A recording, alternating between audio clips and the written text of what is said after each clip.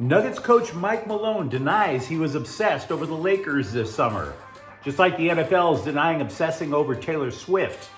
The Dodgers learn their playoff opponent, and Kupp returns to practice for the Rams. Good morning. I'm James. This is your daily dose of sports and snark for the greatest sports city in the world, Los Angeles. This is the faithful Angelenos morning report. So it is October 5th, 2023. It is lovely outside, and I plan on spending a lovely day with the wife. But before we do, let's kick the day off right. Talk LA sports. If you'd like being in the know about LA sports, clickety-clack the like button. Clickety-clack the subscribe button. There's a notification bell. Hit that. It'll let you know we drop new content. Sharing is caring. Let people know we exist. And comment. And I try to get back to every last one of you guys when you reach out. So before we go through the news and notes, a look at the scoreboard. It was a mixed bag last night for the Angelenos on the soccer pitch. For example, good times for LAFC. Dennis Bouanga scored a hat trick. All goals in the first half. He literally was a man on a mission. LAFC 5, Minnesota 1. The black and gold qualify for MLS Cup playoffs. But there was a dagger last night right to the Galaxy's chest. Seattle 2, Galaxy 1. There is a rapid recap of the match on the Galaxy playlist. Douglas Costa scored, but because of a last-moment goal by the Sounders, the Galaxy, they're about as close to the brink of elimination as you can get. Meanwhile, today, nothing. Enjoy your day. But we're going to start with the Lakers. I want to say that I think I know how most Laker fans reacted last year after they were swept by Denver in the playoffs. It was kind of like, you know what? Our top guys were hurt. We rallied all the way from 13th in the Western Conference all the way up to the conference finals. We wish we could have had that title, but yeah, we had a nice run. So Denver, go on with your life. With our blessings, get your title. I would dare say that not a single Lakers coach, not a single Lakers player, I don't even know any Lakers fans who had a problem with Denver until Nuggets coach Mike Malone couldn't shut the F up about how much he despised the Lakers, right? He kept trash talking the Lakers during the NBA Finals, trash talking the Lakers during the championship parade, trash talking the Lakers. Every podcast, every news outlet that you would go to during the draft, free agency, summer league, Lakers, and more Lakers. Clowning the Lakers at every step of the way. The dude talked so much about the Lakers, he could have filled in as a guest host on this show. Taylor Swift doesn't talk about her exes as much as Mike Malone talked trash about the Lakers after winning a flippin' title. So now he's hearing that the Lakers are not too fond of all this trash talk, and his response, quote, "Oh, they're talking about us? That was 4 months ago. If we're on their minds, I guess that's on them. I'm not living in 4 months ago," unquote. Dude, you need some serious psychological help. If you weren't living 4 months ago, I'm here to tell you, you were living 3 months and 28 days ago. Somebody needs to recommend this guy get a good therapist. Because here's the thing that's really weird about it. Denial is supposed to be the first step in the 5 stages of grief. Who knew you'd be grieving over winning an NBA title? That's supposed to be a good thing. You're looking at the Larry O'Brien trophy as if it's a death in the family. What is this guy's issue? This guy did everything short of crashing Jeannie Buss's wedding so he could catch the bouquet this summer. And he's denying being obsessed with the Lakers. He did everything short of going to defiling Kobe Bryant's gravesite, for Pete's sakes. But he's not obsessed with the Lakers. Dude to dude, guy to guy. You need to own your obsessions, man. You need to confront that stuff. Get help. But I would say strategically there is something that bears discussing regarding Lakers versus Nuggets. The Lakers, if you recall, We're shorthanded, not in terms of injury, but in terms of height. And they spent a lot of time in the summer trying to address that. See, there were talk during the free agent period when the Lakers added Jackson Hayes and Christian Wood. Would the Lakers go with a two-big lineup like they did during their title run back in 2020? Now, Darin Ham isn't all about that, but would it stand to reason that he would do it against the Joker when the Lakers and Nuggets play this fall? Because if I were him, I would. If you recall, Anthony Davis doesn't like to play the 5. He had no choice but to be the only person who could try to match up with the Joker. He would prefer to play the 4 so he could have more offensive flow, so that he could reduce the risk of injury. Now the Lakers have height.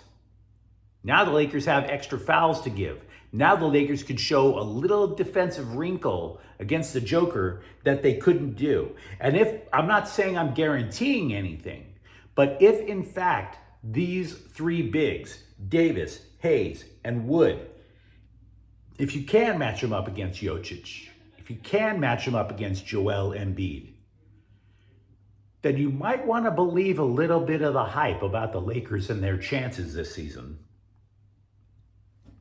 Now, having said that, I wouldn't put it past the Lakers to add a little Blarney of their own. I mean, let's be real. This is the time of ultimate optimism for the NBA season. For example, Darin Ham is saying that LeBron James, quote, looks like 3rd or 4th year LeBron, unquote. Let's not take that too far, guys. Let's all be honest with ourselves, right? 39-year-old you is nothing like 22-year-old you. No matter how hard you try, no matter how much you keep up with the fashion and the trends, no matter how many weights you lift or laps you run, 39-year-old you is nothing like 29-year-old you. You're staring long and hard at those commercials about hair loss and whether or not the penis is still going to work. You're wondering about your first prostate exam. You're obsessed with your lawn if you're not divorced. That's 39-year-old you. Keeping tally of the number of times you have to get up to go pee is 39-year-old you. That has nothing to do with 22-year-old you. So no, I do not believe for a moment that 39-year-old LeBron is like 22-year-old LeBron. Tap the brakes on that, Coach Ham. Just saying.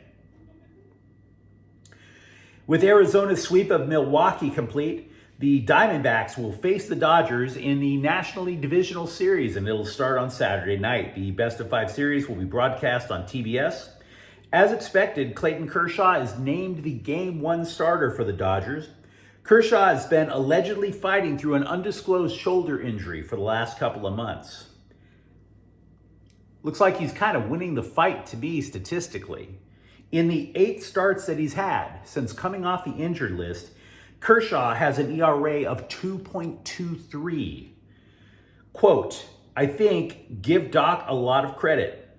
He's handled it really well, giving me some extra days off to kind of get my feet under me. Now I feel pretty good.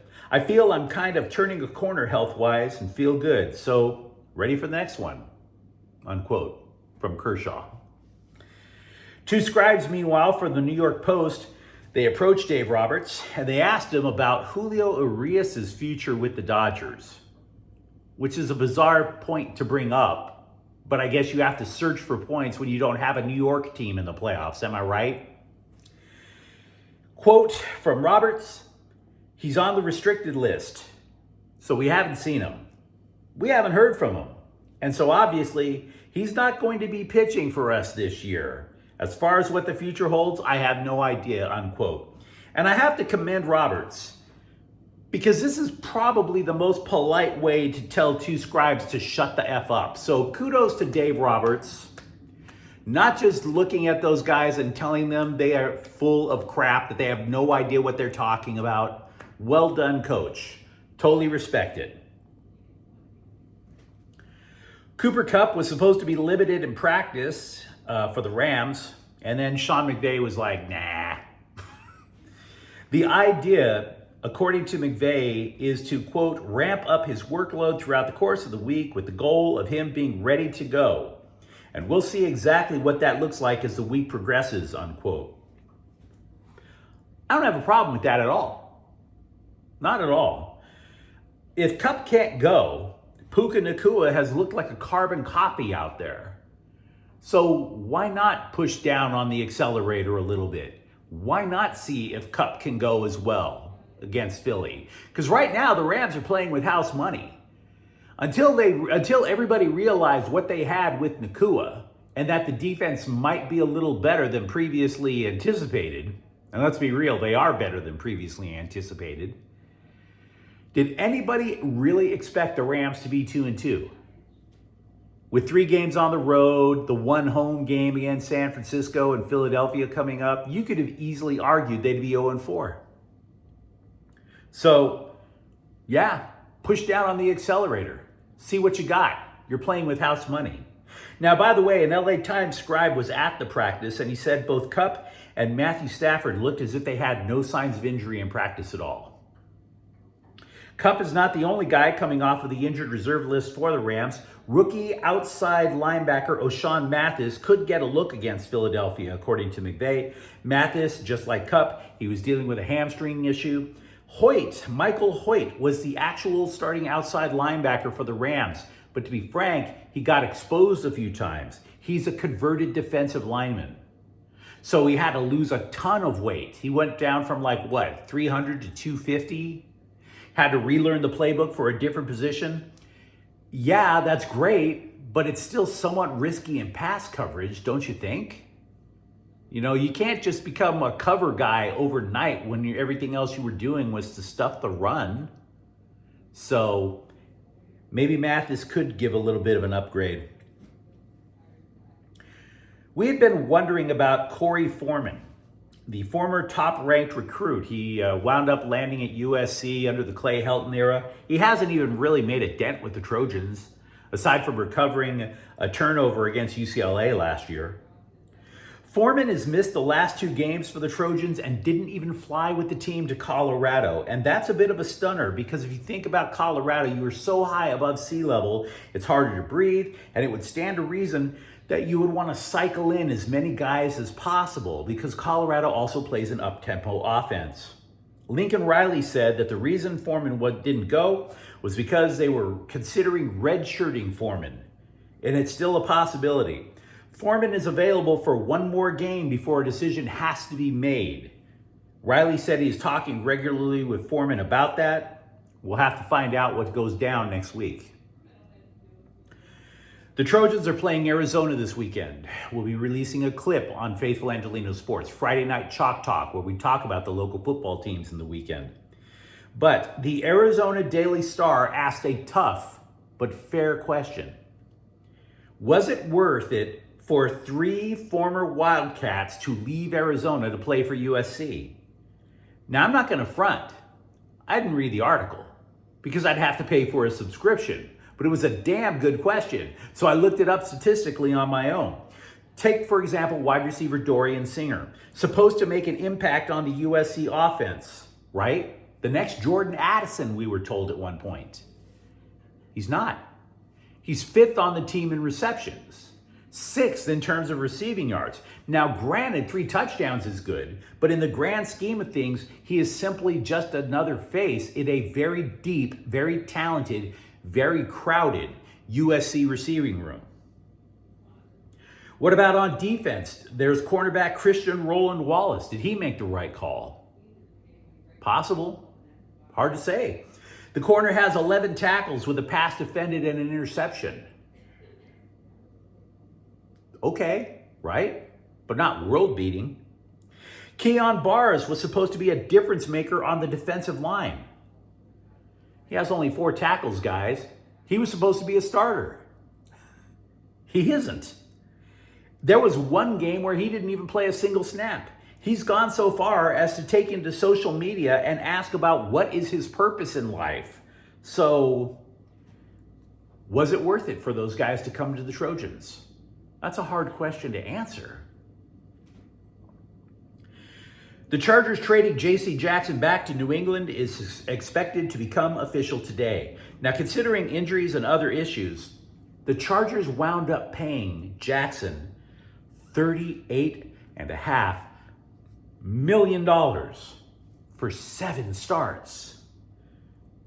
We don't even know how much salary cap the Chargers are going to get as part of the deal, by the way.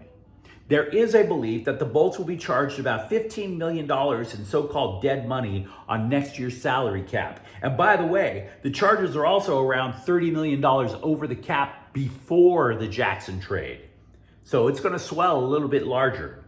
Now, The Athletic attempted to discover where it all went wrong for the Chargers in Jackson. The article actually opened with Brandon Staley's original welcome to the free agent from New England. To show him how important Jackson was, Staley showed all the notes that they had compiled on the guy. All tons of notes, ending with the phrase, quote, must have this guy, unquote. So where did it go all wrong? Actually, I don't think the writer knows. He believes it all started to go downhill from when Jackson had surgery to his ankle prior to the start of the 2022 season. That might be a little simplistic. I don't think that's the answer. I wouldn't suggest surgery to your joints is just a vanity project. It's not like a boob job, for Pete's sakes. But you let me know what you think in the comments thread. Talk to me about the odd obsession Mike Malone is denying that he has. Talk to me about Dodgers versus Diamondbacks and the quest for the title. And if you enjoyed this content, don't forget to subscribe to Faithful Angelenos. We're talking LA sports every single day here. Thank you for watching. I'm James. We'll be back tomorrow. Faithful Angelenos is a Kian Corte El Queso production. Take care.